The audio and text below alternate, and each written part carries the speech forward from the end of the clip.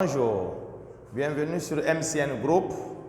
Le thème d'aujourd'hui, c'est l'électricité et nous avons comme titre les oscillations électriques libres.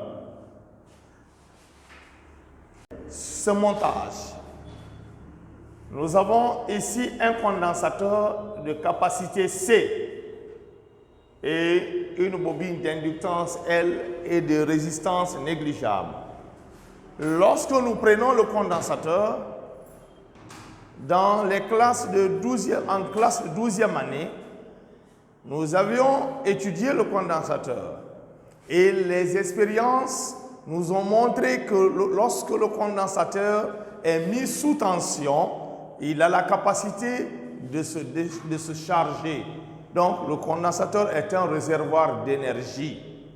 Et ces expériences nous ont montré que lorsque le condensateur est chargé, vous le placez dans un circuit, il est capable aussi de se décharger. Donc, nous allons nous intéresser uniquement à la décharge du condensateur dans un circuit. Nous allons considérer que notre condensateur est déjà chargé. Mais bien avant, nous avions vu en classe de 12e que lorsqu'un condensateur doit se charger et une fois sous alimentation, la charge n'est pas linéaire, mais elle est sinusoïdale. Et lorsqu'il doit encore se décharger une fois dans le circuit, la décharge n'est pas linéaire, mais elle est encore sinusoïdale. Et nous allons constituer d'un condensateur et d'une bobine d'inductance L et de résistance négligeable. Pourquoi nous avons négligé ici la résistance de notre bobine? Parce que tout simplement, les expériences en classe de 12e année nous montrent que lorsque la bobine est résistive, plus la résistance est grande, plus l'oscillation est amortie. Donc, c'est pourquoi nous avons choisi ici une bobine non résistive, une bobine idéale. Donc, c'est-à-dire quoi? La décharge du condensateur ici sera une fonction sinusoïdale du temps. Et chargé, on le branche aux bornes de la bobine. Et nous constatons que le circuit, si est constitué d'un condensateur et d'une bobine, est appelé circuit oscillant. Donc, on retient un circuit est dit oscillant lorsqu'il est constitué d'un condensateur et d'une bobine de résistance négligeable. Dans le circuit qui est déjà réalisé, nous allons déterminer la décharge du condensateur dans le circuit. Lorsqu'il est déjà chargé, à l'instant t égal à 0, on le branche au bord de la bobine. Et nous allons essayer d'exploiter la loi des mailles pour pouvoir déterminer la décharge du condensateur ici dans la bobine.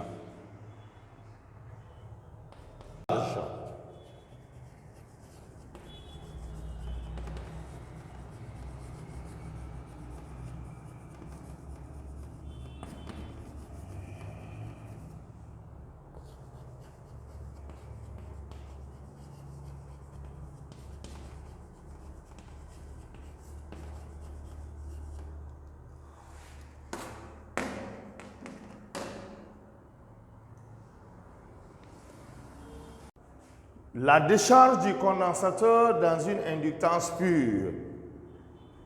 Voici les bornes de notre condensateur M et N et les bornes A et B de notre bobine non résistive. Et le condensateur a deux armatures. Les deux surfaces en regard sont appelées armatures. Donc, nous avons le sens de circulation du courant. Et ici, le courant circule de M vers N dans le condensateur et dans la bobine de B vers A. Qu'est-ce que nous constatons? D'après la loi des mailles, UC, la tension au borne du condensateur, plus la tension au borne de la bobine égale à 0. On aura UC plus UB égale à 0. Et quelle est la tension au borne du condensateur? En classe de vue ceci, la tension au bord du condensateur c'est la charge du condensateur sur sa capacité. Et la tension au bord de la bobine, nous l'avons vu déjà en auto-induction que lorsqu'une bobine est alimentée par un courant I, la tension à ses bornes c'est RI moins E. R étant la résistance interne de la bobine. Mais cette résistance étant nulle, donc on obtient simplement U de B est égal à moins E. Donc U de B est égal à moins E. Et nous savons que E, c'est moins L D de I sur D de T. Donc moins et moins, ça fait plus L D de I sur D de T. Donc, et ici, nous avons la force électromotrice E. Donc, nous avons obtenu cette relation à travers la loi de Faraday-Lenz. Donc, remplaçons U ici et L D de I sur D de T. On obtient ceci, Q sur C plus L D de I sur D de T égale à 0. Or, nous savons que l'intensité du courant là, c'est la variation de la charge dans le temps. Donc, I, autrement dit, I, c'est D de Q sur D de T. Ce qui nous permet d'écrire ici, et ici nous avons D de I sur D de T. Donc, D de I étant égal à Q', donc D de I sur D de T, ça nous donne la dérivée seconde de Q. Parce que là, si I c'est la dérivée première de Q, donc D de I sur D de T devient la dérivée seconde de Q. Donc on obtient plus. Et là, L D de I sur D de T, j'écris d'abord le L. Et D de I sur D de T, c'est la dérivée seconde de Q. Plus Q seconde égale à 0. Et là, l'addition étant commutative, je peux écrire ceci, LQ seconde plus Q sur C égale à 0. Membre à membre, je peux diviser par L. Donc, en divisant ça par L, nous avons Q seconde plus, et ici aussi, on aura 1 sur LC fois Q égale à 0. Voici l'équation que nous obtenons, qui est l'équation de la décharge du condensateur dans le circuit. Et cette équation qui lie une grandeur à sa dérivée est une équation différentielle. Mais comme elle lie la grandeur à sa dérivée seconde, nous dirons que cette équation elle est différentielle, mais du second ordre. Donc c'est l'équation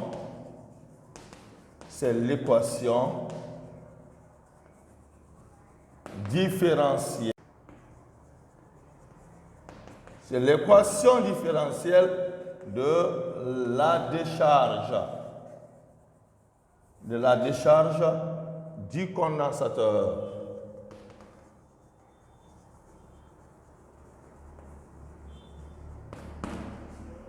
C'est du second ordre sans second membre et elle caractérise ici l'équation d'un oscillateur harmonique.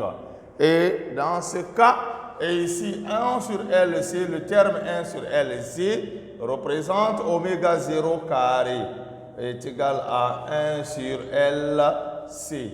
Donc on obtient oméga 0 égale 1 sur la racine de LC.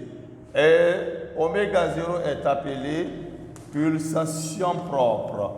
C'est la pulsation propre. Donc, la pulsation propre de l'oscillation. Parce que pendant la décharge, et ici, donc la décharge est ici du condensateur dans le circuit, nous allons montrer qu'elle est une fonction sinusoïdale. Et à partir de l'expression de oméga, en prenant l'expression de oméga pour remplacer dans cette équation, on obtient do Q seconde plus oméga 0 carré Q égale à 0. Donc, nous allons déterminer la charge instantanée dans le circuit. C'est-à-dire, lorsque le condensateur se décharge, il y a un courant qui circule et vice-versa, il se décharge et ensuite il se charge. Parce que l'oscillation ici n'est pas amortie du fait que la bobine est une inductance pure, c'est-à-dire la résistance est nulle. Et la charge instantanée dans le circuit, c'est la solution de cette équation différentielle. Je venais de dire que cette équation différentielle est du second ordre, mais sans second membre. Et en plus, elle caractérise ici l'équation d'un oscillateur harmonique.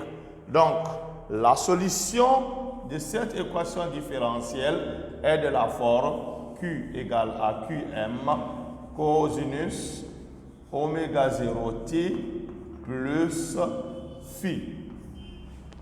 Mais que signifie est appelé charge maximale. La charge maximale dans le système international, c'est le coulomb. Nous l'avons dit que oméga 0 représente la pulsation propre et qui représente phi. Phi représente la phase à l'origine. La phase à l'origine. C'est a pour unité le radian. Mais sachez que oméga 0t plus phi, c'est la phase à l'instant t, c'est-à-dire à chaque instant. Maintenant, lorsque vous remplacez t par 0, donc oméga 0t devient nul. Il restera phi. C'est pourquoi phi est la phase à l'origine. Donc oméga 0t plus phi a même unité que phi. Je le disais, qui est solution de cette équation différentielle, représente la charge instantanée dans le circuit. Instantanée, regardez, elle est une fonction du temps. Et lorsque nous essayons de faire une représentation graphique, à dire quoi? Vous devez savoir ici que oméga 0t, la pulsation propre, est liée à la période propre par 2 pi sur t0. Et lorsque nous essayons de représenter juste l'allure, voici l'allure, et là vous avez Q en fonction du temps. Je le disais que l'oscillation n'est pas amortie,